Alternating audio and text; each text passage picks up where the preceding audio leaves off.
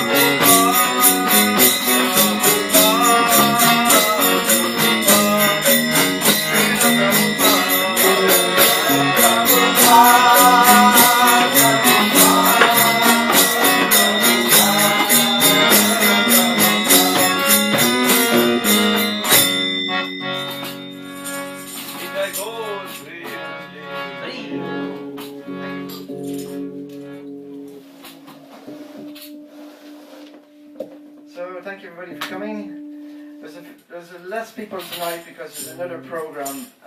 Devotees are going on the street chanting tonight because there was one great devotee of Srila Prabhupada called Jayananda, and we celebrate birthdays and like this kind of thing. So if some great saint who is somebody who's perfected his spiritual practice, then we honour these people. So tonight devotees are chanting in the West End like this in the honour of that devotee. And there's also, tomorrow we're having a festival starting at 1 o'clock. And it's Northern Singha Day of Appearance Day. And that starts at 1 o'clock from Soho Street, and we're doing a big chanting thing, like what we're doing. And we came back from, on Monday we had a festival in Amsterdam called King's Day. And it was very nice. We chanted from 10 o'clock in the morning till 6:45 in the evening. And it's the biggest street party in the world. All the streets are pedestrianised and people dancing, everything is very nice. So we're chanting there. And other things we're doing, we're building a garden at the moment. I'm calling it the Meat Free Monday Garden, because Paul McCartney had this program of that people don't eat meat on a Monday. Not for us, because we don't eat meat anyway. But for general person, if they don't eat meat on a Monday, the amount of the effect it will have on the environment will be huge. So we're trying to get Paul McCartney involved. We're already friends with his son and a few of his friends, and the whole idea of encouraging people. It's not just about vegetarianism, but that's the beginning stage of spiritual life, is to understand that other living entities are also spirit soul, and we shouldn't commit violence to them. So we're making a nice garden about this, and where people can learn these different things. It gets 200 school groups a year visiting, going through there. So we're doing a lot of gardening and making posters and all that kind of stuff going on. Anyway, so without further ado, we'll pass you over to our guest speaker tonight, all the way from Denmark. Is it Denmark? No, not. I haven't been in Denmark for a year. That's all the way from Denmark. It's Kadamba. My book.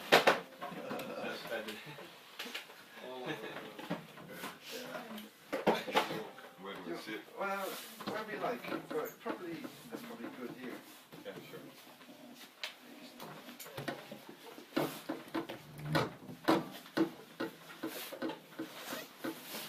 Hare Krishna.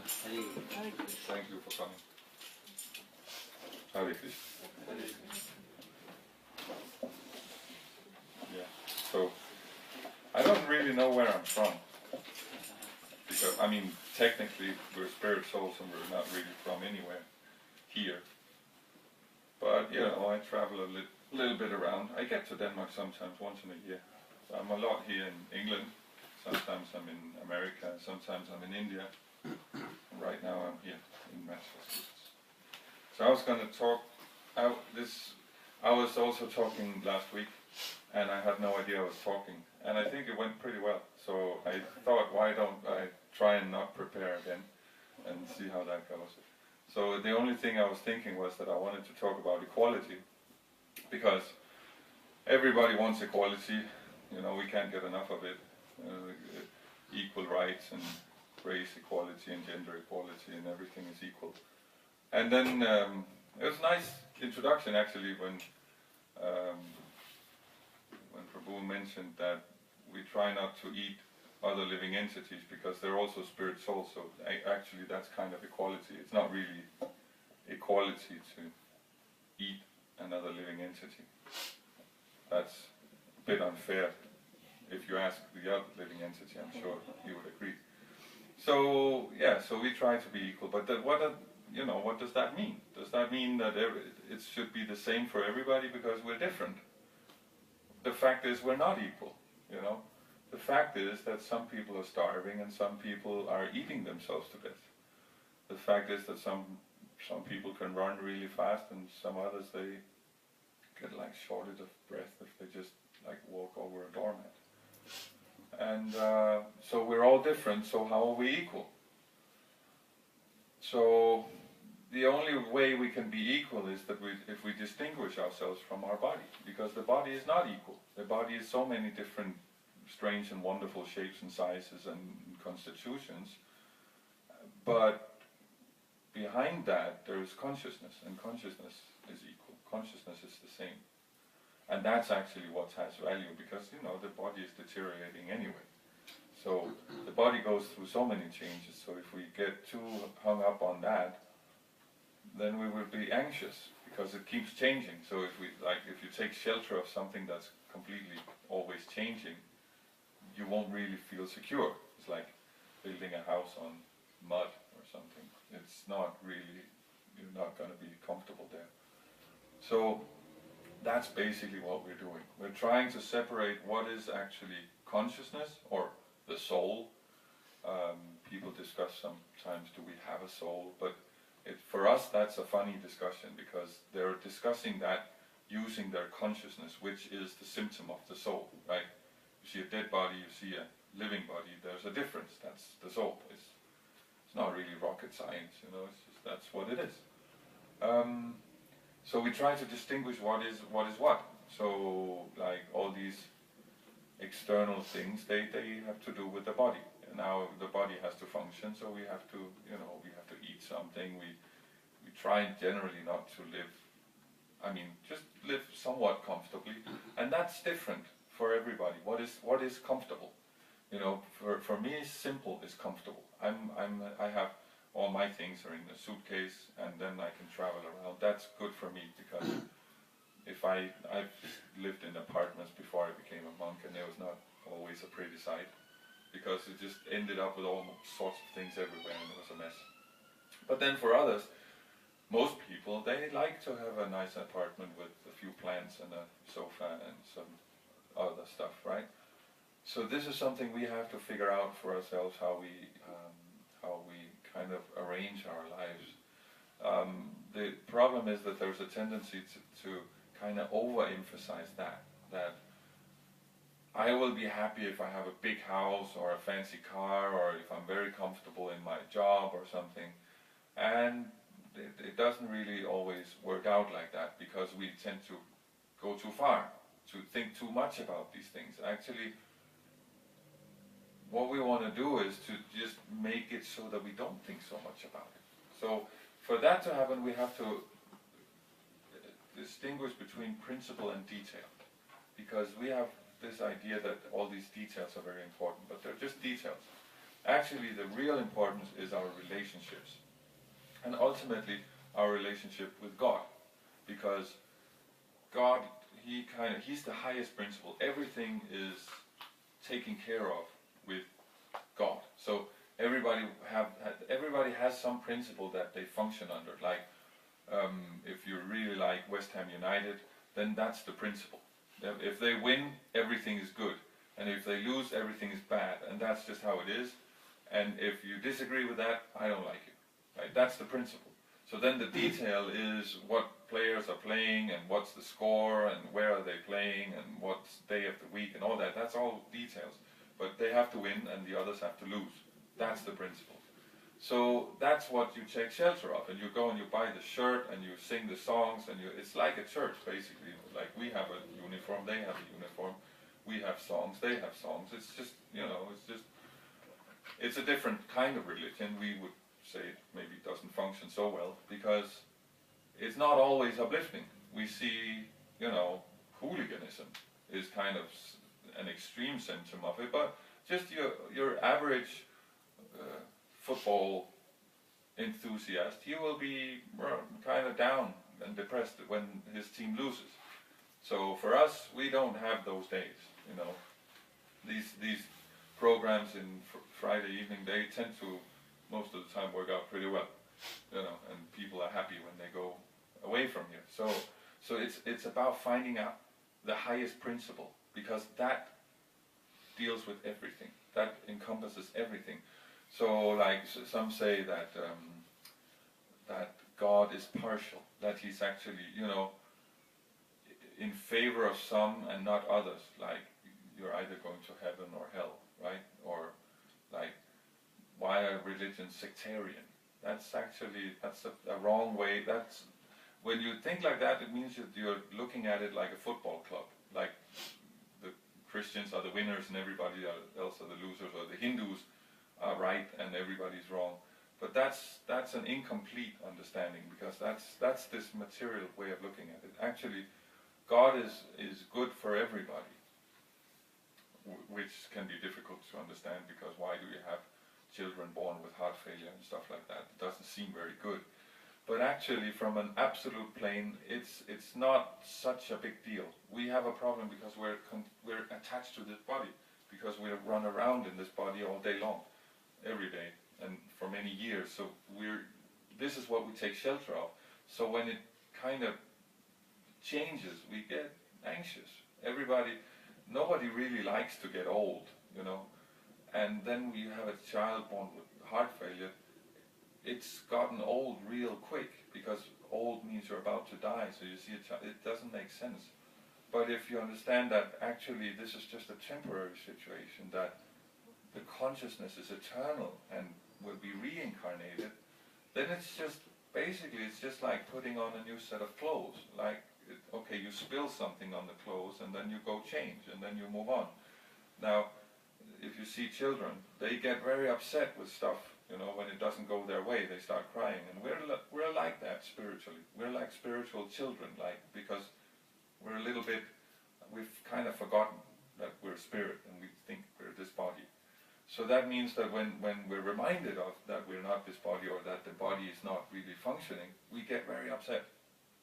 So this is the problem. But actually, God is always guiding us towards Him. So the question is if we're listening or not.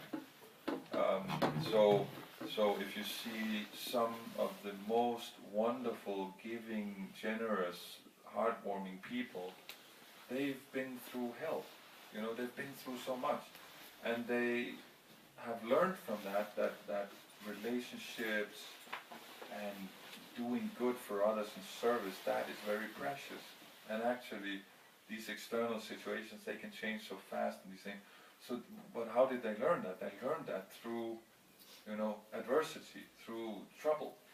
And on the other hand, you see some rich kid or someone who's had it too easy can become quite puffed up, you know, and quite arrogant and intolerant and these things, because they think everything is supposed to go one way, and if it doesn't, then it's the whole world that has the problem.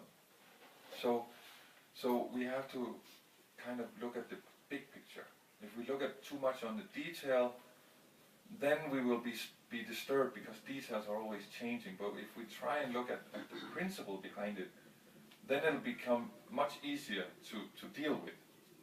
So this is what we're trying to do, and we're trying to do it by chanting. Because by chanting, we kind of go outside this material conditioning. The Maha Mantra is not something we kind of whimsically made up. It's actually given in our scriptures as the Maha Mantra, the great mantra. So it's not something we imagine or something like an imposition on the mind. Actually, it's the reverse. We're reversing this process of being too focused on details.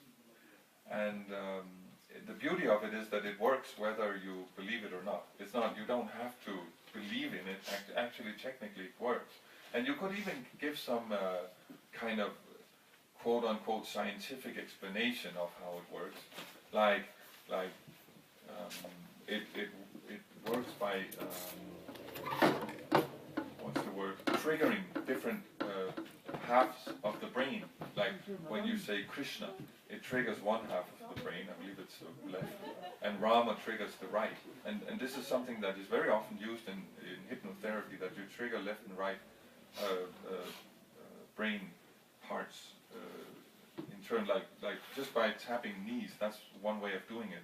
Then your brain starts lighting up, and it's very calming, because it enhances the way that the two parts of the brain work together, and that is apparently very relaxing. So you can give all these types of explanations, but the highest explanation is just that it's transcendental. It doesn't actually come from here. So it gives, it's not, one thing as kind of a side effect is that you become relaxed. But the real deal is that we actually raise our consciousness so we are able to see reality more clearly and not be so disturbed by what is going on. Because the fact of the matter is we're not really in control, and we're reminded of that ever so often, that we're not in control. So then we have this tendency to kind of forget that when things seem to be going our way. And then we're reminded again, and it kind of goes back and forth like that for a long time. So by the chanting, it's just the most effective means of becoming a little more detached from these dualities. So that means that when something goes wrong, it's like, yeah, you know, it's not so bad, you know. You still have, you're still here, and you still have relationships, and it works out, and it always does, you know. When we look back at, you know, for 5 years ago, I lost the telephone, you know, mobile phone, and I was completely down. But looking back upon it today, it's like, it's actually a waste of time to be so disturbed by it, because you get another phone. And actually, the time you had without the phone, it's not actually that bad. When I lost that phone, I actually had a period of my life, 3 years, where I didn't have a phone, and it was fantastic. It was amazing. And then I ended up doing some service where I needed to have a phone. Now I have a phone again, and now people keep calling me at all times. Because when you have a phone, people expect to get a hold of you at any time of the day, even if it's not really that important. And they will messages and text and where are you, what are you doing, and it's a whole trip. But that's also not such a big deal, you know, because it means that someone wants to get a hold of me, so I'm not alone in the world. That's also good. So this is the ability that we're trying to cultivate, is that when things are going well, we're thankful. And when they're not going well, we're still thankful, because that's how you learn and that's how you grow.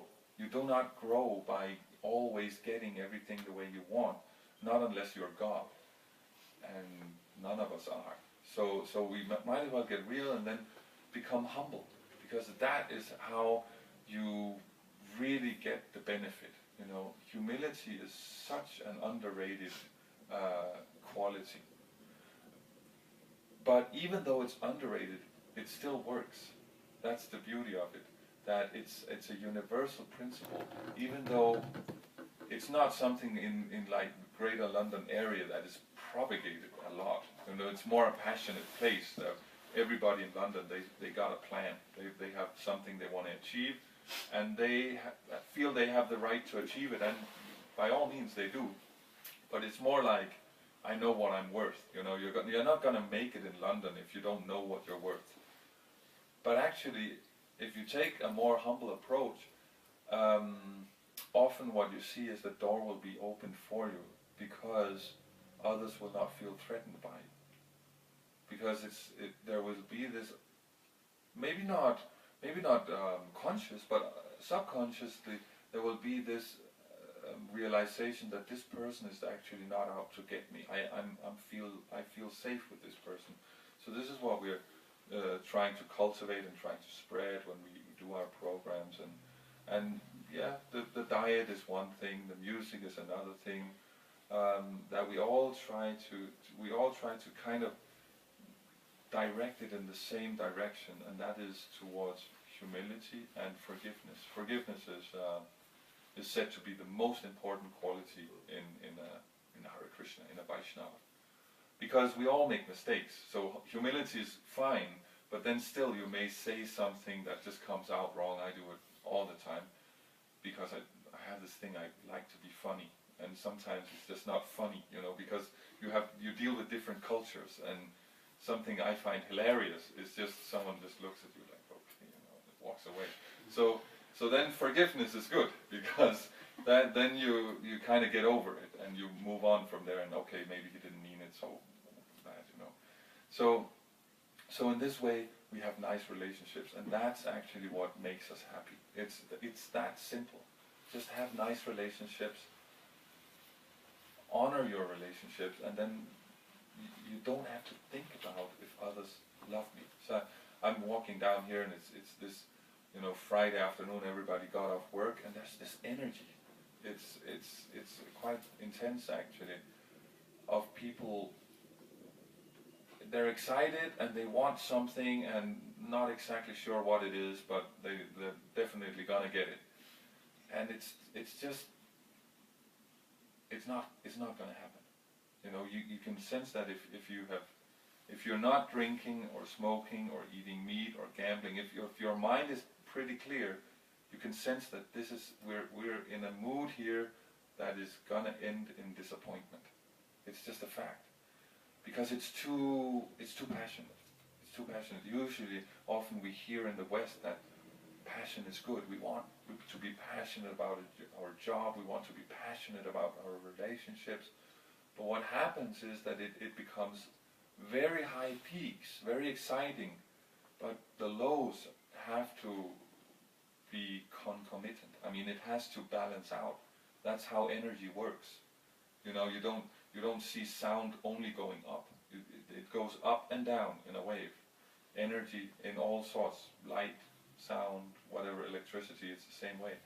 So this is the duality. So the beauty, if you can tone that down a little bit, then you can experience this inner contentment or this inner happiness that is stable, that is constant, and that is independent.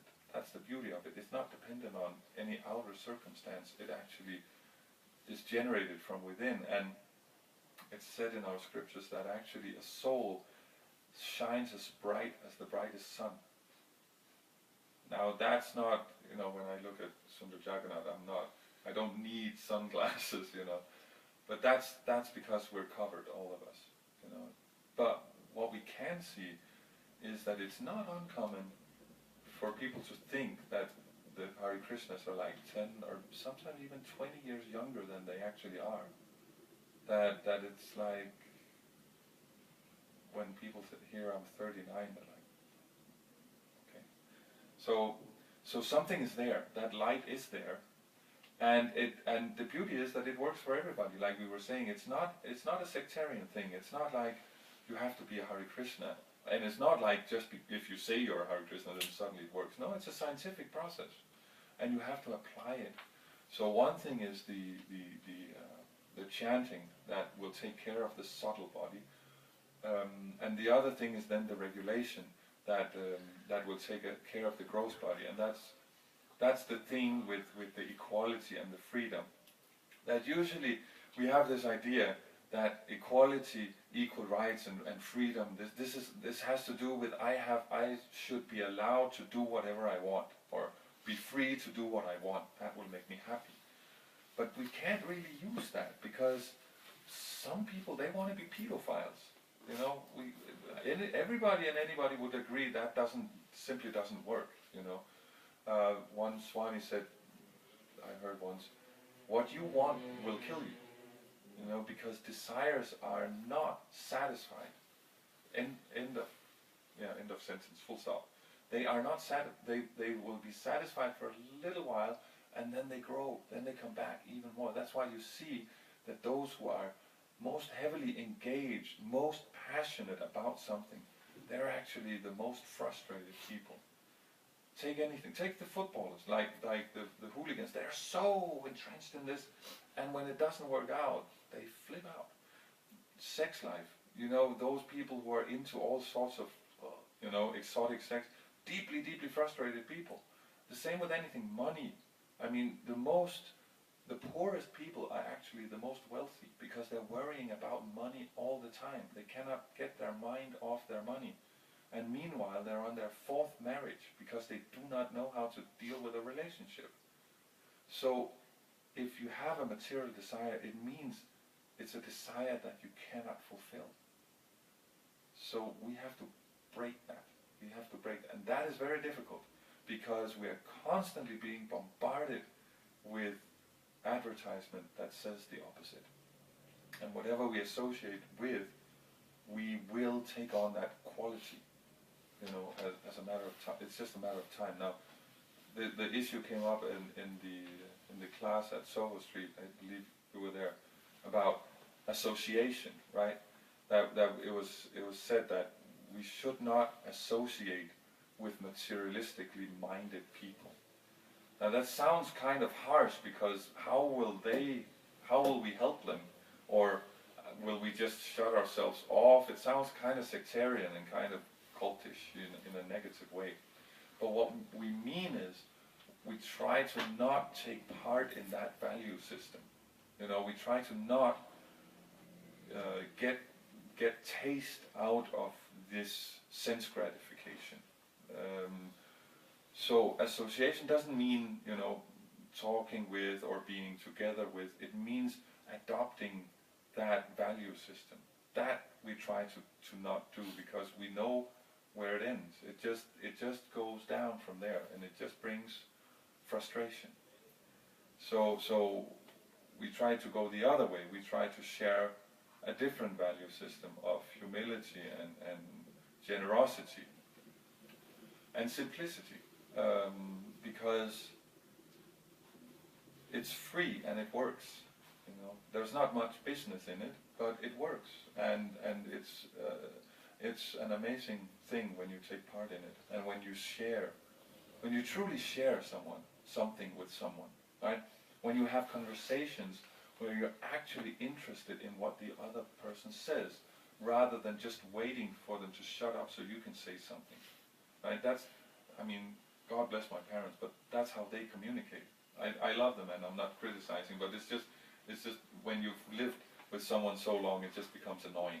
There will always be something. And the way they discuss with each other annoys me, because it's clear that they are just waiting to say something themselves, you know. And they're very polite, proper people, so they don't really interrupt each other, but it's just clear that they're not really interested.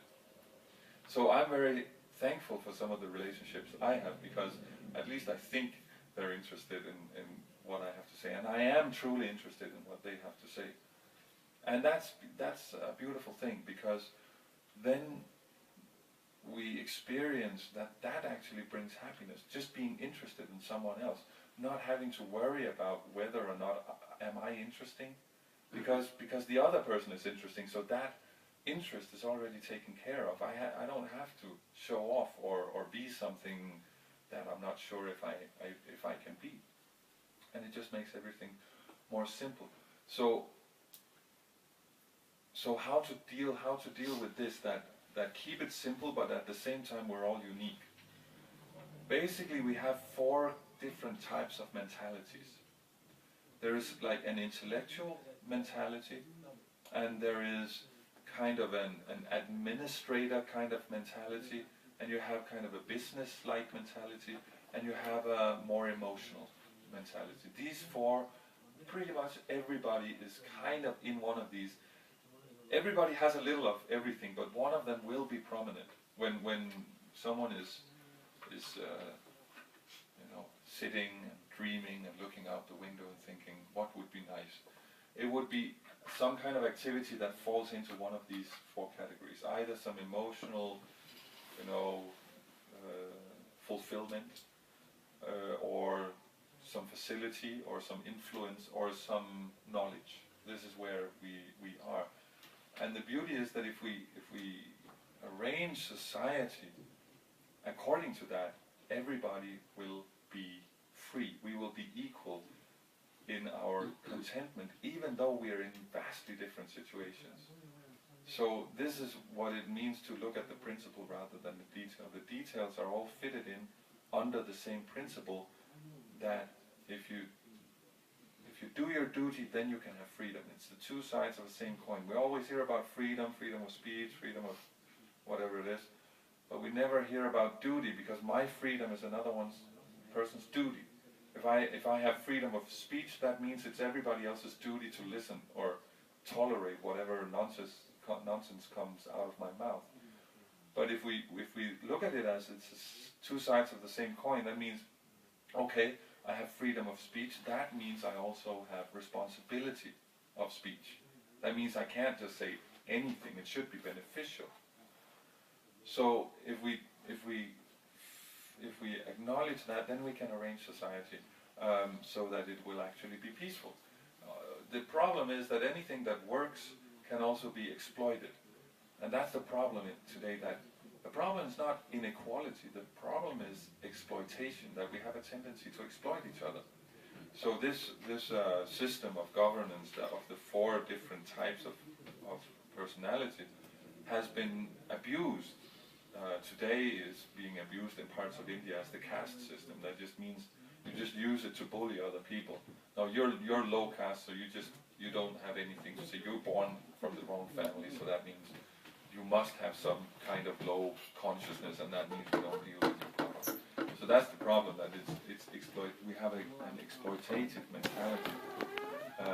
We want to get as much out of life, and we want to preferably work as little as possible to get it, rather than trying to give as much as we can and take as little as we need, right?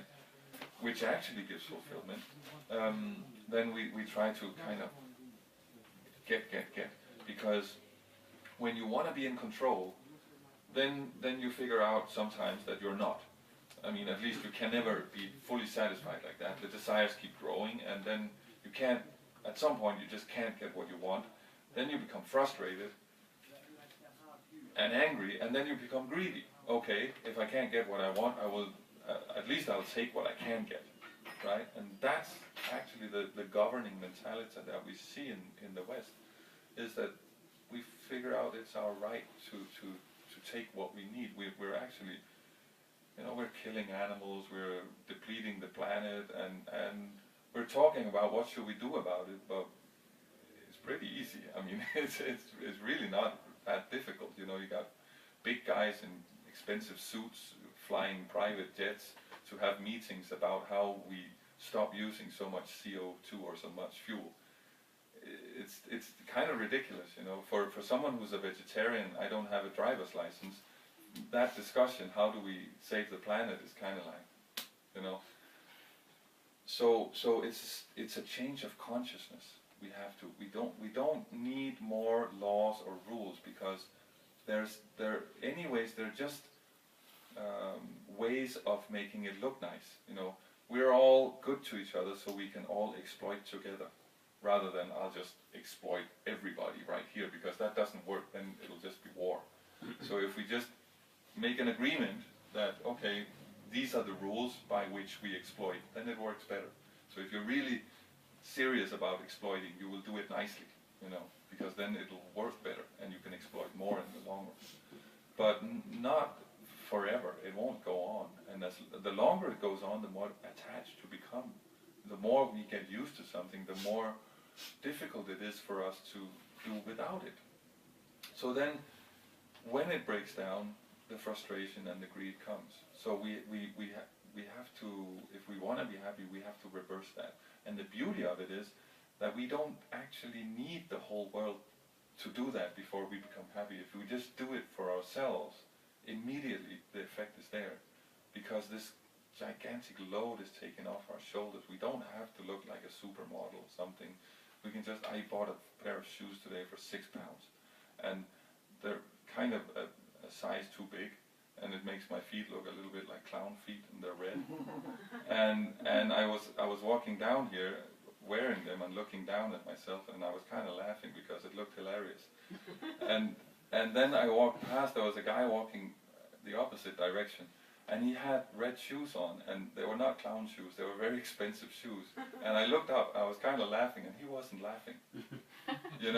So it just, it's just a funny thing, that if we get over ourselves and just laugh a little more, and don't get so hung up on these externals that, oh, people will love me if I have super expensive red shoes, then everything works out nicer. And the even more ridiculous thing was that when I was in the shop, I actually got this kind of shopping high. The reason people go shopping without knowing what they're going to buy is because it gives a little bit of an excitement, there's just a little bit of a rush there. And I got that when I don't buy stuff, I don't buy things. So I was buying clown shoes for £6, and I got this, I got new shoes. And it's just ridiculous. But it works. You don't have to get shoes for 20, 50 pounds, 100 pounds. It gives the same effect. And if you go out and you buy 100-pound shoes every day, the effect will be gone within a week. There will be absolutely zero excitement, and you will just be, what am I going to wear today? You know, it's just going to be a hassle. But if you go a little while without new shoes, then red clown shoes for 6 pounds is very exciting. So the amount of joy we can squeeze out of the material energy is very little, and it's constant, whether you spend tons of money and hours every day or not. It's the same thing. The more you get out of it, the more you have to pay. That's the balance. It always is. So that we just have to drop that. And then when we do that, then we're all equal. And the beauty is we're all equally happy. Not equally, you know, indifferent or miserable even. You say misery loves company. But actually equally happy. So then, like Parasuram, you can use your whole life doing good for others and making gardens and playing ukulele. And or you can be very noble. That's another thing, is that you know, some in our movement are very noble and very, you know, distinguished. They move in very high circles. I mean, we have Radhanath Swami, who's kind of on speaking terms with the President of America. I mean, and others who, I mean, really are walking around in some high circles. So that's the beauty, that you can pretty much go wherever you want. When you don't have this, what we call false ego, when you don't have this pride, you can enter anywhere, because they will let you come in, because you're not trying to take their position away from them. And it's attractive when someone is not impressed, like famous people. Why are they always wearing sunglasses and being so secret? Because people are so impressed all the time. So when they meet someone who's not impressed, then they become impressed. It's like, what is it you have that makes you so indifferent or so, you know, so satisfied? So that means when we find this inner peace, it sounds like a cliche, but it is. That's the reason things become cliches, because it's true. When you find this inner peace, you can go anywhere and talk with anyone, because you're not hankering. You're not like, this desperation is gone, and you're just peaceful. And everybody wants peaceful, you know. That's why we can go on the street and distribute books when people are in a place where they're being pushed so much to buy something. The reason we're successful is because we're peaceful, because we're okay if they say no. There was some business people, they tried to analyze how do you sell something. And they came up with 3 ways. There was one way, I can't remember, two ways, one another way, and then there was the Hare Krishna way. And they just blanked out, flat out admitted they had no idea how it worked. You shouldn't be able to do what the Hare Krishnas do when they're on the street, but somehow they make it work. And the secret is that we're not addicted to money, you know. We actually want to do some good for the people that we're meeting. We're actually what we say we are. It's a far out concept in the modern world, but that's the working principle. And anyone who's been on the street doing books will agree that if you can't muster up that state of mind, it doesn't work. It doesn't work. People will see right through you. I'm not very good at it. I get you know, mental easily, and it just immediately when I do that, people just shut off. So in like this kind of setting, I function a little better for some reason. I don't know why. It's not important, but like speaking to crowds, I don't find anxiety in that. And when I'm comfortable, people become comfortable and they listen. And it's easy actually, because what I'm saying now, I'm just repeating what I've heard. I'm not adding or subtracting anything. I'm just like a parrot basically. And it works out, because the knowledge is universal. We're sitting here in a basement in London, and a month ago I was sitting in Manhattan in a 6-story building with some, you know, successful supermodels and bankers and these people. And before that I was in India, and we have like, you know, different village people mixed with state officials and all sorts of people. And it's the same principles we're talking about. It's just the details are different. So that's the whole thing about equality. We have to look at principles rather than details. So the principles are generosity, forgiveness, cleanliness, all these things that everybody instinctively know are good. And then if you're a goth or you're an emo or you're a businessman or what, that's details. That's details. It's not that we can all work with that. I mean, I can walk around like this pretty much anywhere I want, and anyone can come down here wearing pretty much anything they want. If they want to wear a suit, that's fine. If they want to wear studded something and purple hair, fine. That's all right. It's okay. Because if you're just being a good person, that's the principles. If you're being a good person, then it takes 5 minutes to forget all about this weird and the tattoos and all that. It just becomes less important when we are actually able to connect with each other on a spiritual level, on a consciousness level. Then all these things become less important. Yeah, okay, questions. What were you doing with supermodels in New York? I was. We were doing a seminar on a book called Nectar of Devotion. My name is Kadamba, so I'm named after a place called Kadamba. And in Kadamba, a philosopher 500 years ago wrote a book called The Nectar of Devotion, or Bhakti Rasamrita Sindhu is the original title. So we were doing a seminar on that. And it's just the crowd there is quite like high society kind of crowd. So that was why. I mean, I didn't pick the people; they just How came. do you know they were supermodels? I was told. I don't know. Someone told me. So yeah. Hare Krishna. Hare Krishna. Early in the class, when you talk, you say that the real happiness, it may be free. Yeah. Well, I do believe. I mean, there is price for any. You know, if you go to the cinema, the theater, you pay for the ticket. Yeah. If you buy ice cream, and you got this happiness for what you pay. But the true happiness, Satchitananda, is due for the soul. You know, the nature of the soul, the Satchitananda is knowledge. Eternality, knowledge, and blissfulness. Yeah.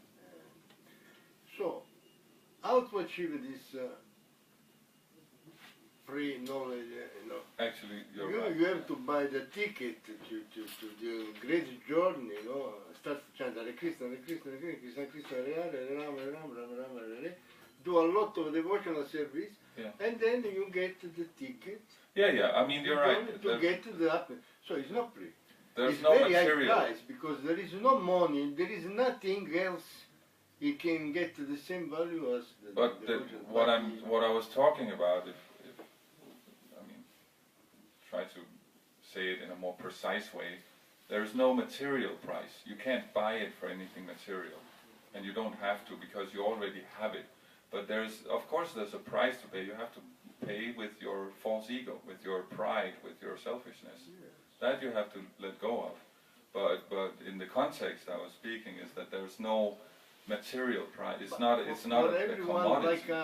like us, covered with a lot of like illusion, illusion, darkness. So it required a lot of mantra, a lot of devotional service in order to clean the...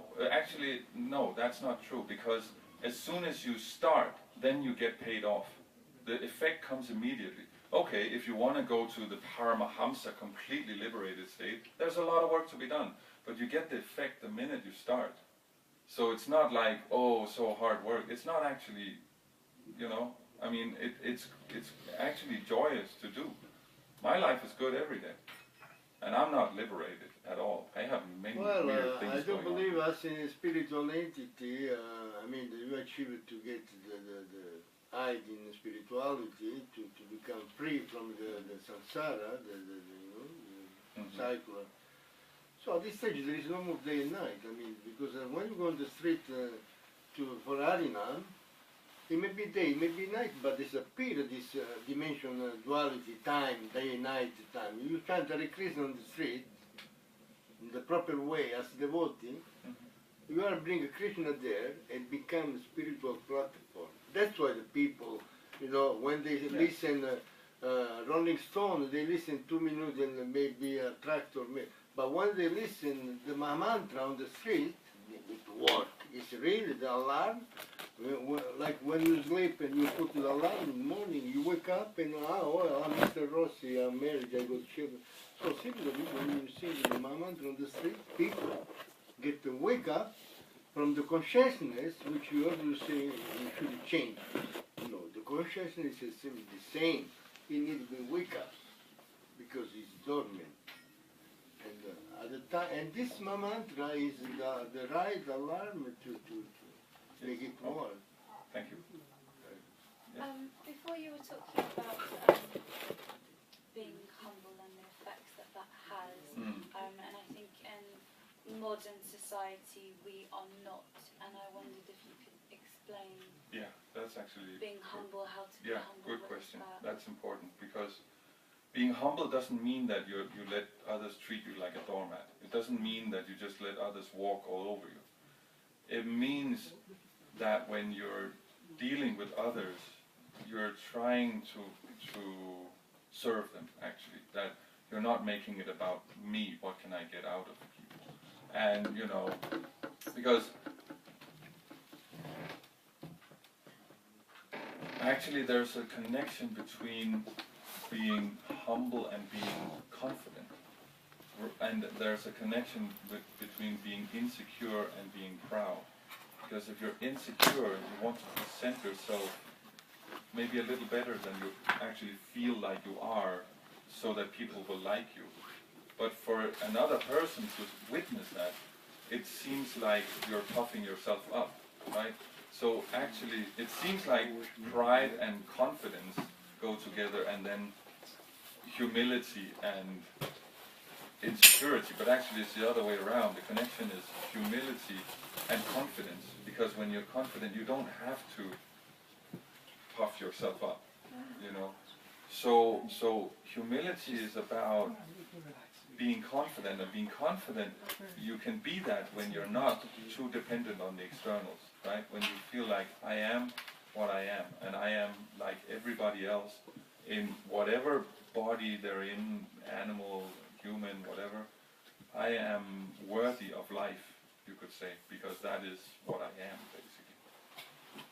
So when you have that, then you don't have to puff yourself up, and then you can see more clearly, okay, what do I have to give?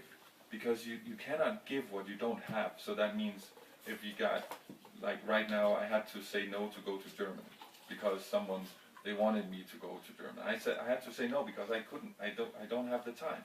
So I shouldn't feel bad about that. It's not that I'm not humble because of that. It's just a fact. I don't have the time. So what I have, I can give. What I don't have, I can't give. So you find this balance of what do I have and what can I give. That's the effect, or that should be the effect of humility. If it goes too far, then it becomes like that's kind of self-destructive.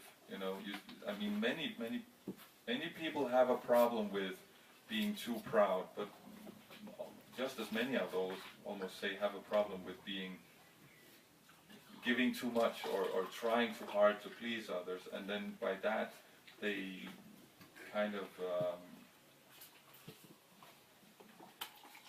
expose themselves, right, and end up getting hurt because they're giving something they really don't have. So it's all about finding that balance and balance within yourself. And then, you know, when people ask, you try to help out, and when you can't, then it's just a fact that you cannot. So and others also acknowledge that, you know, when you say no without emotion, without the need for confirmation, then others will accept. You know. So does that work? Yes. I'm sorry I missed the beginning of the class. That's all right. It wasn't that good.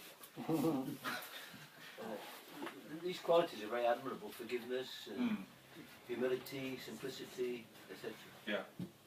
But how does cultivating these qualities free us from the cycle of birth and death? You've spoken about human interactions, Yeah, it does. which is very vulnerable. But how does it solve our problem? How does that correlate with It getting doesn't. free and awakening or pleasing God? It doesn't in itself, but it enables us to learn. That's if we take the three modes of material nature, we have ignorance, passion, and goodness, right? And ignorance means you have the wrong mentality about what you're doing, and you have the wrong activity. And passion means you have the right activity, it's working out, but you have the wrong mentality because it's still for yourself. Now goodness means you have the right activity and the right mentality. You're doing things the way it's supposed to be done, and you're doing it to please others. Not necessarily God or Krishna, but at least it works out. You're not getting entangled. And the thing with this, when you reach that stage, you are more susceptible to realizing the absolute truth, which is that our constitutional position is servants of God. But in the beginning stages, it helps to just look at how to serve and start there.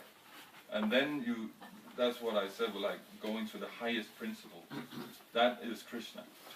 So then you just move up to the highest principles, and finally you reach the level of God consciousness. But it's not automatic. You see often that when people reach the mode of goodness, life becomes comfortable, so they stop trying, and they just kind of become relaxed and comfortable there. Whereas you can see sometimes someone who is in ignorance, or they're suffering so much that they really want to get out, and that means that they will take God consciousness or the process of Krishna consciousness if you present it for them. In fact, I heard of a case in Peru where they found out that 80% of those who were affiliated with the temple, they actually came out of frustration, not out of goodness or So the modes will kind of keep us. We have to break through that. It's a very, very good point. That ultimately, just being generous and clean and humble, that doesn't solve the ultimate problem. That we're in a material body and we're in a material world, and that world is not functioning. That's the principle of the material world, is a world that doesn't function, because everything material deteriorates, right? In 500 years, this building is not going to be here. So as long as we take shelter of that, we will at some point be disappointed. That's true. So we have to develop this transcendental consciousness. You introduced that angle in your presentations to the supermodels, or of course that was connected devotion. Yeah. So is the transcendent approach part of the package? Of course, that's the whole point of nectar devotion. And elsewhere, obviously, not just here. Yeah, no, that's what we're propagating. Because, as you say, people in Satbagun, they can be practically atheistic. Of course. You can not be atheist. The biggest atheist are in Satbagun. Because that's how it works. That's like the biggest criminals were. We think of them as these rough and ready gangbangers. No, they wear $1,000 suits. They're called snakes in suits. They work in Reptiles. banks. Huh? Yeah, They're exactly. bankers. Yeah, of course. Of course they are. Yeah. And lawyers. Everybody And knows. politicians. They know. Yeah, politicians, yeah. They're Yeah. prime ministers. I heard today, what was it? Sweet. Politics. Someone said politics is You want rights as well? something from anyway, You want sorry. It's something like acting for ugly people or something like that. If you're beautiful, you can become an actor and make movies. But if you're ugly, they won't have you in the movie, so you become a politician, and then you can put on your act there. Yeah, like Arnold Schwarzenegger. When he got too old for action movies, he just went into politics. Okay, anything else? I think Prasadam is being served. Okay, thank you for tolerating me. Thank you. Hare Krishna. No, he doesn't want the only. No, okay, this. This is a different someone else. He wants only something, nothing else. Okay.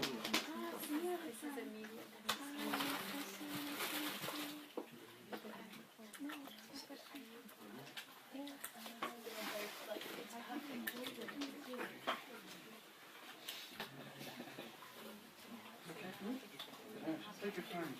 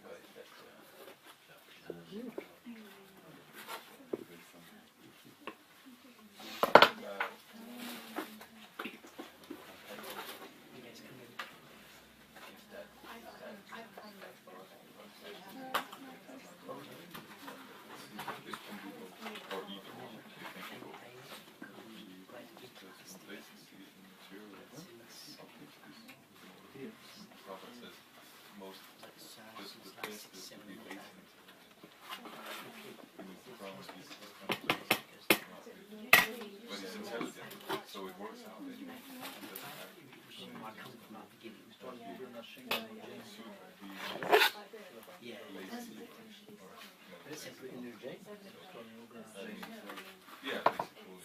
he's lazy spirit. He's working very hard. Even though he's lazy, every chance he gets, he will relax.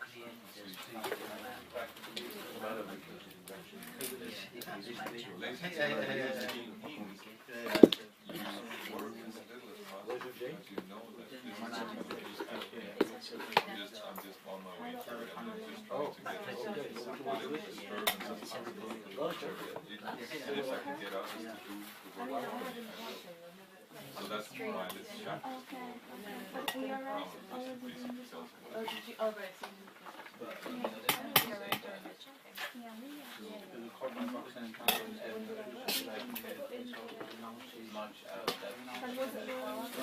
but that's why I say that he's materially spiritually fixed up. That would be the lazy fool. The lazy fool is lazy and spiritual. Very active and material. The lazy intelligence is lazy and spiritual.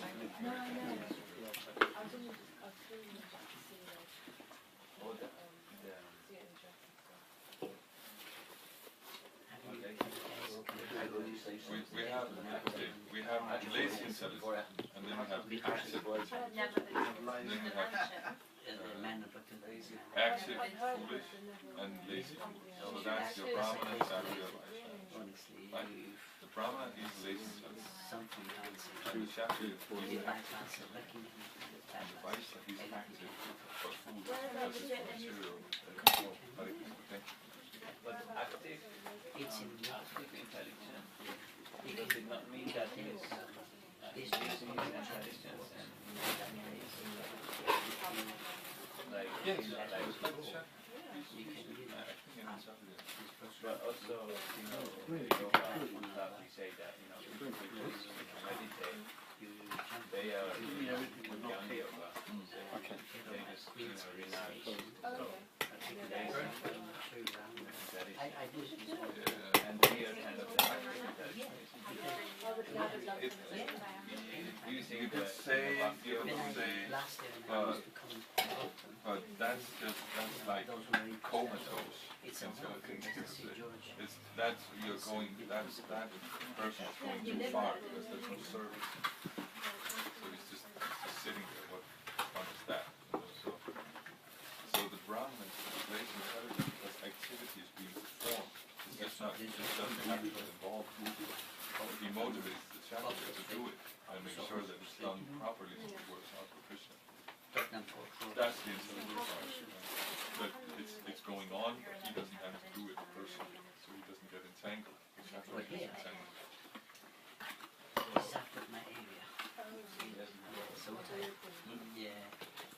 Kshatriya, he has entangled. just not enough. Oh, upstairs as well. Just you and I, and for me, not much.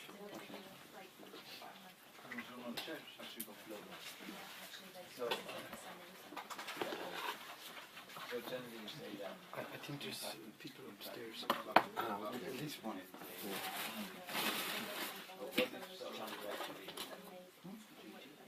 Yeah, I think so.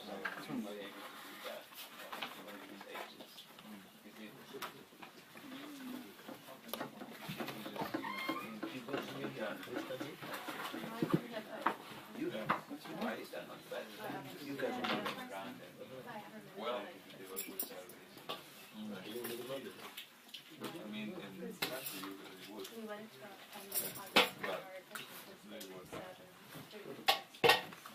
Oh, someone to do it. But in this age, Okay. Well, we should have. we are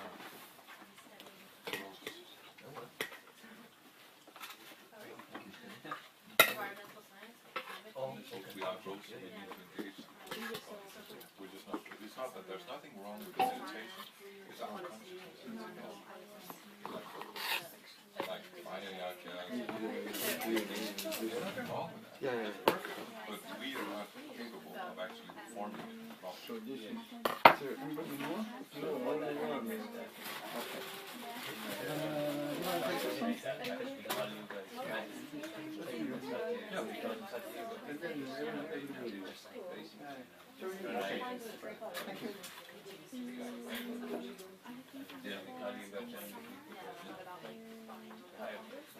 What is this about?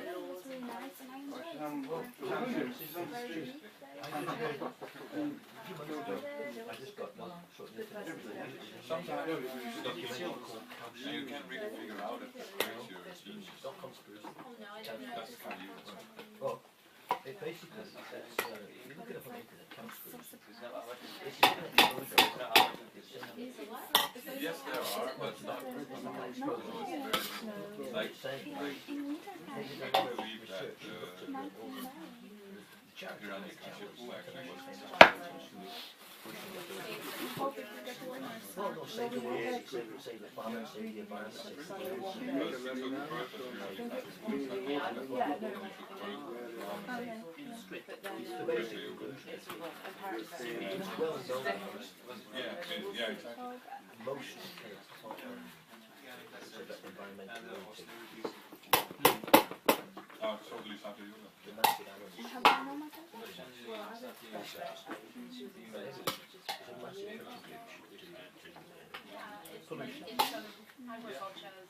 So you like